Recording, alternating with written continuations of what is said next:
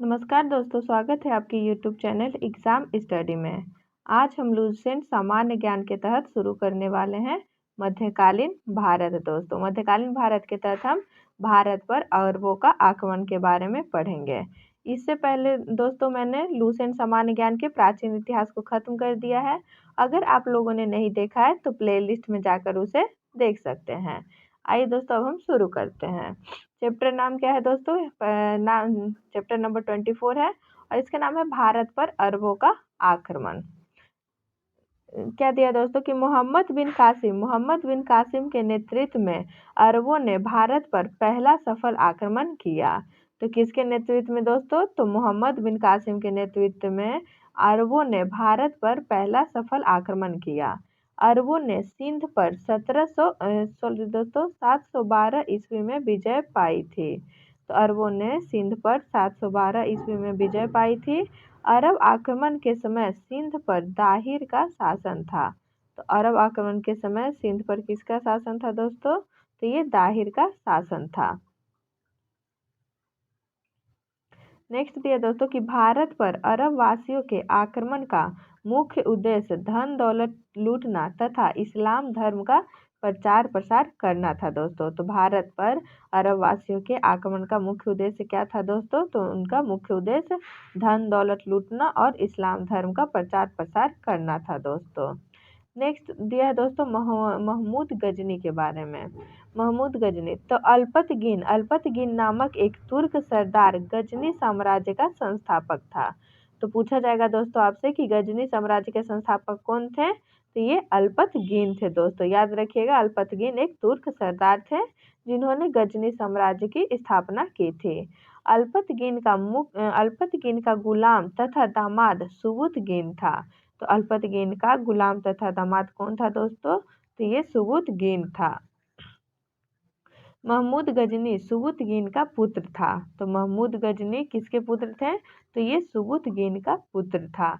अपने पिता के काल में गजनी खुरासान का शासक था। तो अपने पिता के काल में गजनी जो था खुरासान का शासक था दोस्तों। महमूद गजनी 27 वर्ष की अवस्था में 997 ईस्वी में गद्दी पर बैठा। तो महमूद गजनी दोस्तों कब गद्दी पर बैठा? तो ये 27 वर्ष की अवस्था में 997 ईस्वी में गद्दी पर बैठा। बगदाद का खलीफा अल कादिर बिल्ला ने महमूद गजनी के पद को मान्यता प्रदान करते हुए उसे उसे यमीन उद दौला तथा यमीन उल मिल्ला की उपाधि दी। तो बगदाद का खलीफा अल आदिर बिल्ला ने महमूद गजनी के पद को मान्यता प्रदान करते हुए यामुन उद दौला तथा यमीन उल मिल्ला की उपाधि दी दोस्तों। नेक्स्ट दिया दोस्तों कि महमूद गजनी ने भारत पर 17 बार आक्रमण किया। तो महमूद गजनी ने दोस्तों भारत पर कितने बार आक्रमण किया? तो 17 बार दोस्तों। महमूद गजनी ने भारत पर पहला आक्रमण 1001 ईस्वी में किया था। तो महमूद गजनी ने भारत पर पहला आक्रमण कब किया था? तो 1001 ईस्वी में किया था दोस्तों। यह आक्रमण शाही राजा जयपाल के विरुद्ध था। तो यह आक्रमण किसके खिलाफ था दोस्तों? तो ये शाही राजा जयपाल के विरुद्ध था। इसमें जयपाल की पराजय हुई थी। नेक्स्ट दिया दोस्तों कि महमूद गजनी का 1008 ईस्वी में नगरकोट के विरुद्ध हमले को मूर्तिवाद के विरुद्ध पहली महत्वपूर्ण जीत बताई जाती है। तो क्या दिया है दोस्तों कि महमूद गजनी का 1008 ईस्वी में नगरकोट के विरुद्ध हमले को मूर्तिवाद के विरुद्ध पहली महत्वपूर्ण जीत बताई जाती है। महमूद गजनी ने थानेसर के चक्र स्वामीन की कांस्य निर्मित आदमकद प्रतिमा को गजनी भेजकर रंगभूमि में रखवाया। तो महमूद गजनी ने दोस्तों थानेसर के चक्र स्वामीन की कांस्य निर्मित आदमकद प्रतिमा को गजनी भेजकर रंगभूमि में रखवाया दोस्तों। नेक्स्ट दिया है कि महमूद गजनी का सबसे चर्चित आक्रमण 1024 ईस्वी में सोमनाथ मंदिर सौराष्ट्र पर हुआ। तो महमूद गजनी ने दोस्तों सोमनाथ मंदिर पर आक्रमण कब किया था? तो 1024 ईस्वी में। इस मंदिर की लूट में उसे करीब 20 लाख दिनार की संपत्ति हाथ लगी। सोमनाथ की रक्षा में सहायता करने के कारण अहिल्यावाड़ के शासक पर महमूद ने आक्रमण किया। तो सोमनाथ की रक्षा में सहायता करने के कारण दोस्तों अहिल्यावाड़ के शासक पर महमूद ने आक्रमण किया। सोमनाथ मंदिर लूट कर ले जाने के क्रम में महमूद पर जाटों ने आक्रमण किया था और कुछ संपत्ति लूट ली थी। महमूद गजनी का अंतिम भारतीय आक्रमण 1027 ईस्वी में जाटों के विरुद्ध था दोस्तों। क्यों दोस्तों? क्योंकि जब वो सोमनाथ मंदिर लूट के महमूद जा रहा था तो जाटों ने उन पर आक्रमण कर दिया था और उनके कुछ धन लूट लिए थे, इसलिए 1027 ईस्वी में महमूद गजनी ने जाटों पे आक्रमण किया था। महमूद गजनी की मृत्यु 1030 ईस्वी में हो गई थी। तो महमूद गजनी की मृत्यु कब हो गई थी दोस्तों? तो 1030 ईस्वी में हो गई थी। नेक्स्ट दिया दोस्तों कि अल-बरूनी, फिरदौसी, उतवी तथा फर्रुखी महमूद गजनी के दरबार में रहते थे। तो अल-बरूनी, फिरदौसी, उतवी तथा फर्रुखी किसके दरबार में रहते थे दोस्तों? तो ये महमूद गजनी के दरबार में रहते थे। ये अल-बरूनी और फिरदौसी के बारे में और उतवी, ये तीनों बहुत ज़्यादा पूछा जाता है दोस्तों कि ये तीनों किसके दरबार में रहते थे? तो महमूद गजनी के दरबार में रहते थे दोस्तों। नेक्स्ट हम लोग पढ़ेंगे दोस्तों मोहम्मद गौरी के बारे में। तो गौर महमूद गजनी के अधीन एक छोटा सा राज्य था। तो गौर जो था दोस्तों महमूद गजनी के अधीन एक छोटा सा राज्य था। 1173 ईस्वी में शहाबुद्दीन मोहम्मद गौर का शासक बना। इसने भारत पर पहला आक्रमण 1175 ईस्वी में मुल्तान के विरुद्ध किया था दोस्तों। तो याद रखिएगा दोस्तों कि गौर जो था महमूद गजनी के अधीन एक छोटा सा राज्य था और 1173 ईस्वी में शहाबुद्दीन मोहम्मद गौर का शासक बना। इसने भारत पर पहला आक्रमण 1175 ईस्वी में मुल्तान के विरुद्ध किया था। मोहम्मद गौरी का दूसरा आक्रमण 1178 ईस्वी में पाटन गुजरात पर हुआ। तो पहला आक्रमण इन्होंने कहाँ किया था दोस्तों? तो मुल्तान पर। और कब? 1175 में। और दूसरा आक्रमण 1178 ईस्वी में पाटन गुजरात पर हुआ। यहाँ का शासक भीम द्वितीय ने गौरी को बुरी तरह परास्त किया था। तो ये क्वेश्चन पूछा जाता है दोस्तों कि मोहम्मद गौरी को 1178 में किसने पराजित किया था या गुजरात के किस शासक ने पराजित किया था? तो ये भीम द्वितीय ने दोस्तों। नेक्स्ट दिया दोस्तों कि मोहम्मद गौरी द्वारा लड़ा गया प्रमुख युद्ध। तो इसके तहत दिया है युद्ध का नाम, वर्ष, पक्ष और परिणाम दोस्तों। तो पहला युद्ध है दोस्तों तराइन का प्रथम युद्ध। तराइन का प्रथम युद्ध कब हुआ था दोस्तों? तो 1191 ईस्वी में हुआ था। पक्ष था दोस्तों गौरी एवं पृथ्वीराज चौहान। तो मोहम्मद गौरी और पृथ्वीराज चौहान के बीच दोस्तों तराइन का प्रथम युद्ध हुआ था और इसमें पृथ्वीराज चौहान विजयी हुए थे। नेक्स्ट है दोस्तों तराइन का द्वितीय युद्ध। तराइन का द्वितीय युद्ध कब हुआ था दोस्तों? 1192 ईस्वी में हुई थी और इसका किसके किसके बीच? तो गौरी एवं पृथ्वीराज चौहान के बीच ही हुई थी दोस्तों। और लेकिन इसमें गौरी विजय हो गए थे। तो प्रथम युद्ध में पृथ्वीराज चौहान विजय हुए थे दोस्तों, लेकिन तराइन के द्वितीय युद्ध में गौरी विजय हो गया। नेक्स्ट दिया दोस्तों चंदावर का युद्ध। चंदावर का युद्ध 1194 ईस्वी में हुआ और ये गौरी एवं जयचंद के बीच हुआ था दोस्तों। जयचंद और इसका परिणाम क्या हुआ कि गौरी विजय हुए थे। ये जयचंद वही है दोस्तों जिसने गौरी को बुलाया था भारत में, बाद में वही हार गया।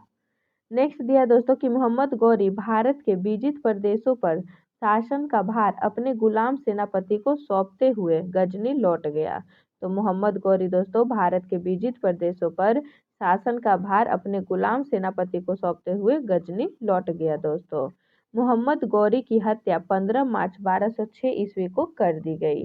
तो मोहम्मद गौरी की हत्या कब की कर दी गई दोस्तों? तो 15 मार्च 1206 ईस्वी को कर दी गई मोहम्मद गौरी की। नेक्स्ट शुरू हो रहा है दोस्तों सल्तनत काल।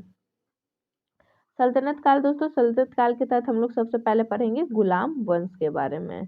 गुलाम वंश तो आप लोग सुने ही होंगे दोस्तों। आइए हम लोग पढ़ते हैं कि गुलाम वंश की स्थापना 1206 ईस्वी में कुतुबुद्दीन ऐबक ने किया था। वह गौरी का गुलाम था। तो किसका गुलाम था दोस्तों? कुतुबुद्दीन ऐबक। तो ये गौरी का गुलाम था और ये 1206 ईस्वी में गुलाम वंश की इसने स्थापना की। कुतुबुद्दीन 1206 ईस्वी में ही गौरी की मृत्यु हुई थी दोस्तों, याद रखिएगा। कुतुबुद्दीन ऐबक ने अपना राज्याभिषेक 24 जून 1206 ईस्वी को किया था। तो कुतुबुद्दीन ऐबक ने अपना राज्याभिषेक कब किया था दोस्तों? तो 24 जून 1206 ईस्वी को किया था। कुतुबुद्दीन ऐबक ने अपनी राजधानी लाहौर में बनाई थी। तो कुतुबुद्दीन ऐबक की राजधानी कहाँ थी दोस्तों? तो ये लाहौर में थी।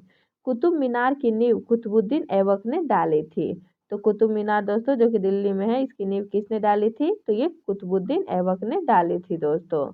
दिल्ली का कुब्बत उल इस्लाम मस्जिद एवं अजमेर का 2.5 दिन का झोपड़ा नामक मस्जिद का निर्माण ऐबक ने करवाया था दोस्तों। तो याद रखिएगा दोस्तों कि दिल्ली के कुब्बत उल इस्लाम मस्जिद एवं अजमेर का 2.5 दिन का झोपड़ा नामक मस्जिद का निर्माण ऐबक ने करवाया था। नेक्स्ट दिया है दोस्तों कि कुतुबुद्दीन ऐबक को लाख बख्श यानी लाखों का दान देने वाला भी कहा जाता था, क्योंकि कुतुबुद्दीन ऐबक लाखों का दान करते थे दोस्तों, इसलिए इन्हें लाख बख्श कहा जाता था।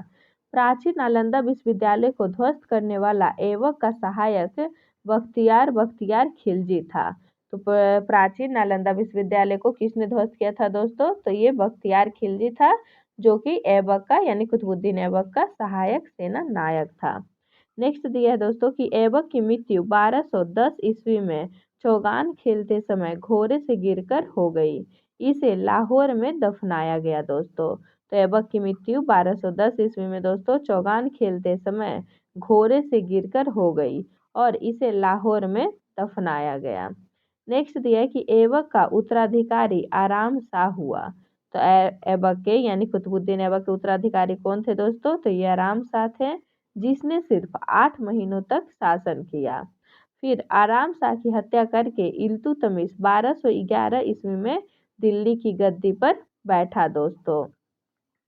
तो आराम शाह की हत्या किसने की थी दोस्तों? तो ये इल्तुतमिश ने की थी और इल्तुतमिश 1211 ईस्वी में दिल्ली की गद्दी पर बैठ गया।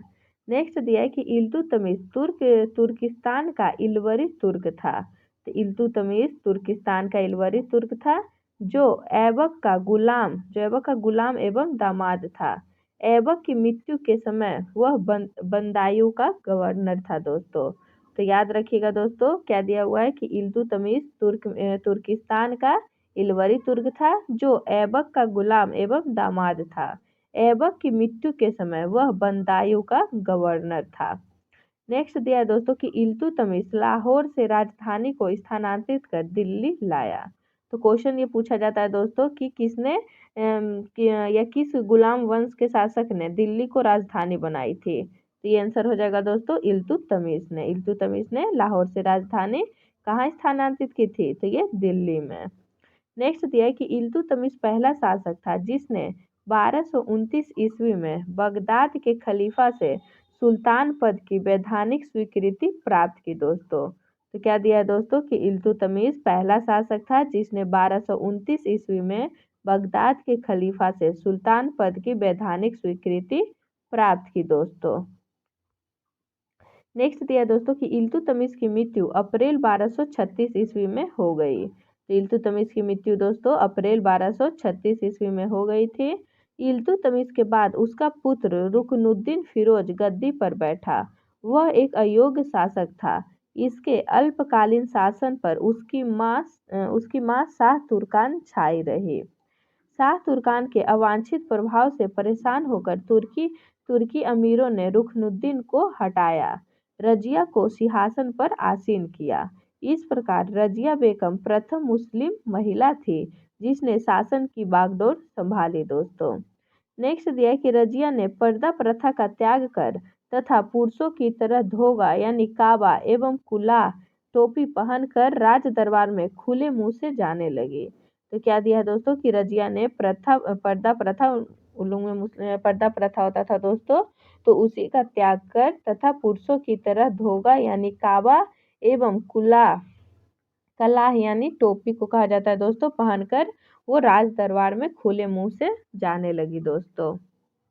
नेक्स्ट दिया दोस्तों कि रजिया ने मलिक जमालुद्दीन याकुत को अमीर ए आखुर यानी घोड़े का सरदार नियुक्त किया। तो रजिया ने मलिक जलालुद्दीन याकुत को अमीर ए आखुर यानी घोड़े का सरदार नियुक्त किया। गैर तुर्कों को सामंत बनाने के एक मिनट दोस्तों गैर तुर्कों को सामंत बनाने के रजिया के प्रयासों से तुर्की अमीर विरुद्ध हो गए और उसे बंदी बनाकर दिल्ली की गद्दी पर मुइजुद्दीन बहराम शाह को बैठा दिया। तो क्या दिया दोस्तों कि गैर तुर्कों को सामंत बनाने लगी, यानी रजिया जो थी दोस्तों वो गैर तुर्कों को सामंत बनाने लगी। तो इसी से इस कारण से जो तुर्की अमीर थे वो उनके विरुद्ध हो गए और उसे बंदी बनाकर दिल्ली की गद्दी पर मुइजुद्दीन बहराम शाह को बैठा दिया। रजिया की शादी अल्तुनिया के राजा से हुई। तो रजिया की शादी दोस्तों अल्तुनिया के राजा से हुई। इससे शादी करने के बाद रजिया ने पुनः पुनः गद्दी प्राप्त करने का प्रयास किया, लेकिन वह असफल रही। नेक्स्ट दिया दोस्तों कि रजिया की हत्या 13 अक्टूबर 1240 ईस्वी को डाकुओं के द्वारा कैथल के पास कर दी गई। तो याद रखिएगा दोस्तों कि रजिया की हत्या 13 अक्टूबर 1240 ईस्वी को डाकुओं के द्वारा कैथल के पास कर दी गई। बहराम शाह को बंदी बनाकर उसकी हत्या मई 1242 ईस्वी में कर दी गई दोस्तों। तो बहराम शाह को बंदी बनाकर उसकी हत्या मई 1242 ईस्वी में कर दी गई। बहराम शाह के बाद दिल्ली का सुल्तान अलाउद्दीन मसूद शाह 1242 ईस्वी में बना। तो बहराम शाह के बाद कौन बना दोस्तों सुल्तान? तो ये अलाउद्दीन मसूद शाह 1242 ईस्वी में बना दोस्तों। नेक्स्ट दिया दोस्तों कि बलबन ने षड्यंत्र के द्वारा 1246 ईस्वी में अलाउद्दीन मसूद शाह को सुल्तान के पद से हटाकर नसीरुद्दीन महमूद को सुल्तान बना दिया। तो बलबन ने दोस्तों षड्यंत्र के द्वारा 1246 ईस्वी में अलाउद्दीन मसूद शाह को सुल्तान के पद से हटाकर नसीरुद्दीन महमूद को सुल्तान बना दिया। नसीरुद्दीन महमूद ऐसा सुल्तान था जो टोपी सीकर अपना जीवन निर्वाह करता था। तो नसीरुद्दीन महमूद दोस्तों ऐसा सुल्तान था जो टोपी सीकर अपना जीवन निर्वाह करता था दोस्तों। बलबन ने अपनी पुत्री का विवाह नसीरुद्दीन महमूद के साथ किया था। तो बलबन ने अपनी पुत्री का विवाह किसके साथ किया था दोस्तों? तो नसीरुद्दीन महमूद के साथ किया था, जो कि एक टोपी सीकर अपना जीवन निर्वाह करते थे। नेक्स्ट दिया दोस्तों कि बलबन का वास्तविक नाम बहाउद्दीन था। तो बलबन का वास्तविक नाम क्या था दोस्तों? तो ये बहाउद्दीन था। वह इल्तुतमिश का गुलाम था दोस्तों। तो बलबन का वास्तविक नाम दोस्तों बहाउद्दीन था और वह इल्तुतमिश का गुलाम था। तुर्कान ए चिहलगानी का विनाश बलबन ने किया था दोस्तों। तो तुर्कान ए चिहलगानी जिसकी स्थापना इल्तुतमिश ने की थी दोस्तों, इसका विनाश किसने किया था? तो बलबन ने किया था दोस्तों। बलबन 1266 ईस्वी में गियासुद्दीन बलबन के नाम से दिल्ली की गद्दी पर बैठा। यह मंगोलों के आक्रमण से दिल्ली की रक्षा करने में सफल रहा। नेक्स्ट दिया दोस्तों कि राज दरबार में सिजदा एवं पेबोस प्रथा की शुरुआत बलबन ने की थी। तो सिजदा एवं पेबोस की प्रथा राज दरबार में किसने शुरू की थी दोस्तों? तो ये बलबन ने किया था दोस्तों। सिजदा पेबोस क्या था दोस्तों? एक मतलब उनके पैर झुक के उनके राजा के पास झुकना और उनके पैर को चूमना, इस तरह से एक प्रथा थी, उसी की शुरुआत बलबन ने की थी दोस्तों। बलबन ने फारसी रीति रिवाज पर आधारित नवरोज उत्सव को प्रारंभ करवाया। तो नवरोज उत्सव किसने प्रारंभ करवाया दोस्तों? तो ये बलबन ने प्रारंभ करवाया। अपने विरोधियों के प्रति बलबन के कठोर लोह एवं रक्त की नीति का पालन किया है। तो ये जितना भी लाइन दिया है दोस्तों, हर एक लाइन से एक क्वेश्चन पूछे जाते हैं या क्वेश्चन पूछा गया है, इसलिए हर एक लाइन को ध्यान से पढ़िएगा दोस्तों। तो विरोधियों के प्रति बलबन ने कौन सी नीति अपनाई थी दोस्तों? तो लोह एवं रक्त की नीति अपनाई थी। नसीरुद्दीन महमूद ने बलबन को उलूग खां की उपाधि प्रदान की। तो नसीरुद्दीन महमूद ने दोस्तों बलबन को किसकी उपाधि प्रदान की? तो उलूग खां की उपाधि प्रदान की दोस्तों। नेक्स्ट दिया दोस्तों कि बलबन के दरबार में फारसी के प्रसिद्ध कवि अमीर खुसरो एवं अमीर हसन रहते थे। तो बलबन के दरबार में फारसी के प्रसिद्ध कवि अमीर खुसरो एवं अमीर हसन रहते थे दोस्तों। गुलाम वंश का अंतिम शासक शमसुद्दीन कैमूर था दोस्तों। तो गुलाम वंश का अंतिम शासक कौन था दोस्तों? तो ये शमसुद्दीन कैमूर था। दोस्तों इधर एक छूट गया था। ये दोस्तों क्या दिया हुआ कि इल्तुतमिश द्वारा किए गए महत्वपूर्ण कार्य। तो इल्तुतमिश द्वारा किए गए महत्वपूर्ण कार्य को हम लोग देख लेते हैं दोस्तों, क्या क्या उन्होंने कार्य किया था। तो कुतुब मीनार के निर्माण को पूर्ण करवाया था। तो इल्तुतमिश ने कुतुब मीनार के निर्माण को पूर्ण करवाया था। सबसे पहले शुद्ध अरबी सिक्के जारी किए, चांदी का टंका एवं तांबा का जीतल दोस्तों। तो सबसे पहले शुद्ध अरबी सिक्के किसने जारी किए थे, तो ये इल्तुतमिश ने ही जारी किए थे दोस्तों। इक्ता प्रणाली चलाई थी, तो इल्तुतमिश ने इक्ता प्रणाली चलाई थी दोस्तों। नेक्स्ट दिया है कि 40 गुलाम सरदारों का संगठन बनाया जो तुर्कान ए चिहलगानी के नाम से जाना गया। तो इल्तुतमिश ने दोस्तों 40 गुलाम सरदारों का एक संगठन बनाया था जिसे तुर्कान ए चिहलगानी के नाम से जाना जाता है, जिसकी समाप्ति किसने की थी दोस्तों, तो इल्तुतमिश ने इसे शुरू किया था लेकिन इसको समाप्त बलबन ने किया था। फिर दिया दोस्तों कि सर्वप्रथम दिल्ली के अमीरों का दमन किया। तो सर्वप्रथम दिल्ली के अमीरों का दमन किसने किया था, तो इल्तुतमिश ने किया था दोस्तों। नेक्स्ट दिया है दोस्तों खिलजी वंश। हाँ, तो खिलजी वंश है दोस्तों 1290 से लेके 1320 ईस्वी तक। तो खिलजी वंश 1290 ईस्वी से 1320 ईस्वी तक है। गुलाम वंश के शासन को समाप्त कर 13 जून 1290 ईस्वी को जलालुद्दीन फिरोज खिलजी ने खिलजी वंश की स्थापना की। तो याद रखिएगा दोस्तों कि गुलाम वंश के शासन को समाप्त कर 13 जून 1290 ईस्वी को जलालुद्दीन फिरोज खिलजी ने खिलजी वंश की स्थापना की। इसने किलो खरी को अपनी राजधानी बनाया। तो खिलजी वंश ने किसे अपनी राजधानी बनाया दोस्तों, तो किलो खरी को अपनी राजधानी बनाया। जलालुद्दीन की हत्या 1296 ईस्वी में उसके भतीजे एवं दामाद अलाउद्दीन खिलजी ने कड़ा मानिकपुर यानी इलाहाबाद में कर दी दोस्तों। तो जलालुद्दीन की हत्या 1296 ईस्वी में दोस्तों उसके भतीजा एवं दामाद अलाउद्दीन खिलजी ने कड़ा मानिकपुर इलाहाबाद में कर दी। 22 अक्टूबर 1296 ईस्वी में अलाउद्दीन दिल्ली का सुल्तान बना दोस्तों। कब दोस्तों, तो 22 अक्टूबर 1296 ईस्वी में अलाउद्दीन दिल्ली का सुल्तान बना दोस्तों। इधर क्या दिया दोस्तों, हम लोग पढ़ लेते हैं कि अमीर खुसरो का मूल नाम मोहम्मद हसन था। तो अमीर खुसरो का मूल नाम क्या था दोस्तों, तो ये मोहम्मद हसन था। उसका जन्म पटियाला पश्चिमी उत्तर प्रदेश में बदायूं के पास में 1253 ईस्वी में हुआ था। खुसरो प्रसिद्ध सूफी संत शेख निजामुद्दीन औलिया के शिष्य थे। तो खुसरो किसके शिष्य थे दोस्तों, तो ये निजामुद्दीन औलिया के शिष्य थे। वह बलबन से लेकर मुहम्मद तुगलक तथा दिल्ली सुल्तानों के दरबार में रहे थे दोस्तों। इन्हें तूतीय हिंद यानी भारत का तोता के नाम से जाना जाता है। सितार एवं तबले के आविष्कार का श्रेय अमीर खुसरो को ही जाता है दोस्तों। तो सितार एवं तबले के आविष्कार का श्रेय किसे जाता है, तो ये अमीर खुसरो को ही जाता है दोस्तों। आइए दोस्तों इधर हम लोग पढ़ते हैं कि अलाउद्दीन के बचपन का नाम अली एवं दोस्तों अलाउद्दीन के बचपन का नाम अली तथा गुरसास्प था। तो अलाउद्दीन के बचपन का नाम याद रखिएगा दोस्तों, अली या गुरसास्प था। अलाउद्दीन खिलजी ने सेना को नगद वेतन देने एवं स्थायी सेना की नींव रखी थी। दिल्ली के शासकों में अलाउद्दीन खिलजी के पास सबसे विशाल स्थायी सेना थी। तो दिल्ली के सभी शासकों में से किसके पास दोस्तों सबसे विशाल स्थायी सेना थी, तो ये अलाउद्दीन खिलजी के पास थी।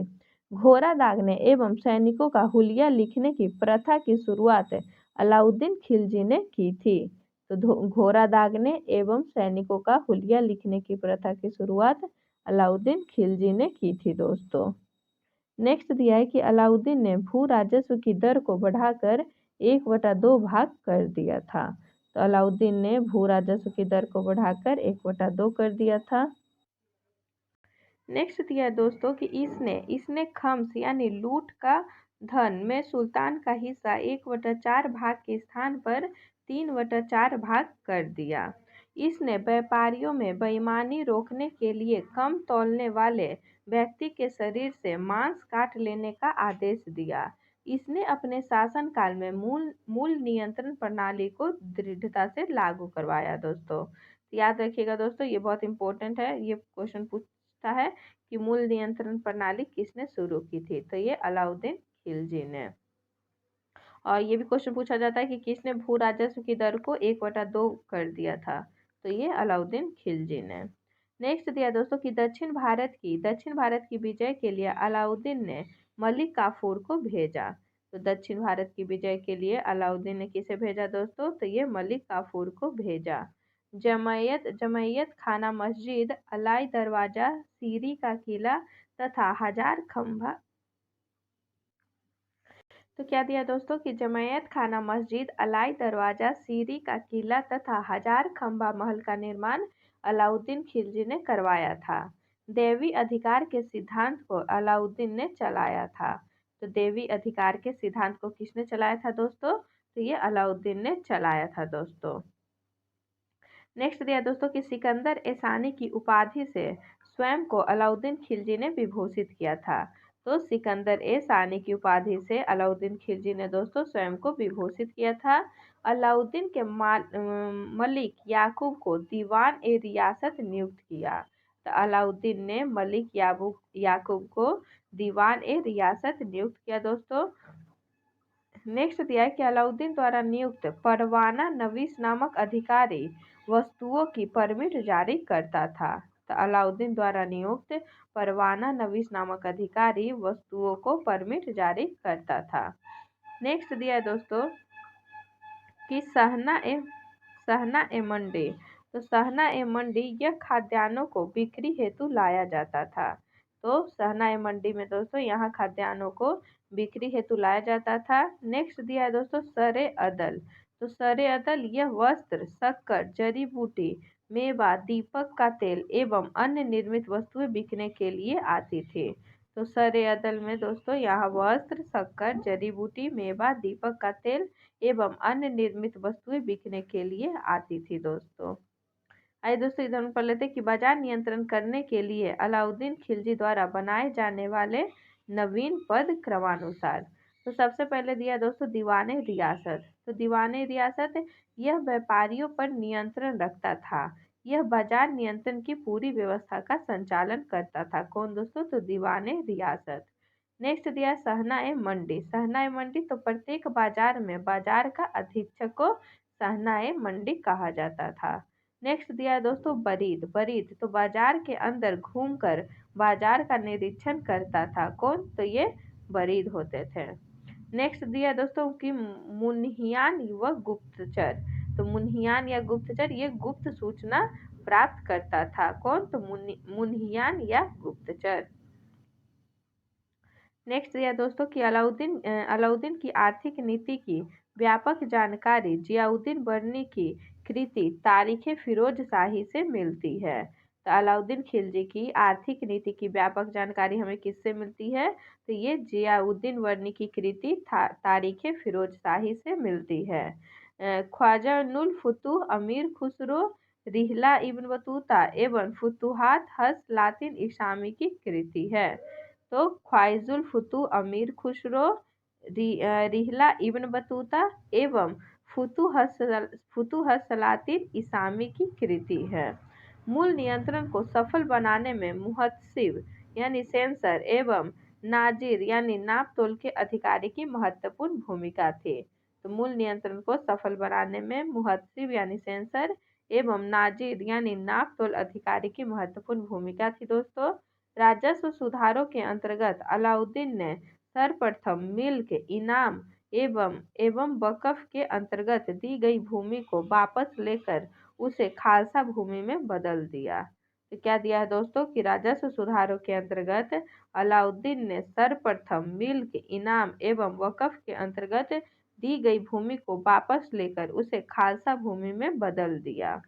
अलाउद्दीन खिलजी के द्वारा लगाए जाने वाले दो नवीन कर थे। तो ये दो नवीन कर थे दोस्तों, एक चराई कर और दूसरा गड्ढी कर।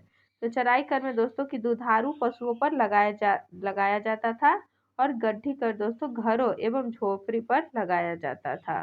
तो चराई कर दोस्तों दुधारू पशुओं पर लगाया जाता था और गड्ढी कर घरों एवं झोपड़ी पर लगाया जाता था। नेक्स्ट दिया दोस्तों कि अलाउद्दीन खिलजी की मृत्यु 5 जनवरी 1316 ईस्वी को हो गई। तो अलाउद्दीन खिलजी की मृत्यु दोस्तों 5 जनवरी 1316 ईस्वी को हो गई थी। नेक्स्ट दिया है दोस्तों कुतुबुद्दीन मुबारक खिलजी। कुतुबुद्दीन मुबारक खिलजी 1316 ईस्वी को दिल्ली के सिंहासन पर बैठा। तो कुतुबुद्दीन मुबारक खिलजी 1316 ईस्वी में दिल्ली के सिंहासन पर बैठा। इसने नग्न स्त्री पुरुष की संगत पसंद थी। इसे नग्न स्त्री एवं पुरुष की संगत पसंद थी। मुबारक खिलजी कभी कभी दरबार में स्त्रियों का वस्त्र पहनकर आ जाता था। नेक्स्ट दिया दोस्तों कि बर्नी के अनुसार मुबारक कभी कभी नग्न होकर दरबारियों के बीच दौरा करता था। नेक्स्ट दिया है कि मुबारक खान ने खलीफा की उपाधि धारण की थी। तो मुबारक खान ने दोस्तों खलीफा की उपाधि धारण की थी। मुबारक के वजीर खुसरो खान ने 15 अप्रैल 1320 ईस्वी को इसकी हत्या कर दी और स्वयं दिल्ली के सिंहासन पर बैठा। तो मुबारक के वजीर खुसरो खान ने दोस्तों 15 अप्रैल 1320 ईस्वी को इसकी हत्या कर दी और स्वयं दिल्ली के सिंहासन पर बैठा। खुसरो खान ने पैगंबर के सेनापति की उपाधि धारण की। तो खुसरो खान ने दोस्तों पैगंबर के सेनापति की उपाधि धारण की दोस्तों। नेक्स्ट दिया दोस्तों तुगलक वंश, जिसे हम नेक्स्ट वीडियो में पढ़ेंगे। आगे आज के लिए इतना ही। अगर आपको वीडियो अच्छा लगा हो तो लाइक और शेयर करें तथा चैनल को सब्सक्राइब करें दोस्तों। धन्यवाद।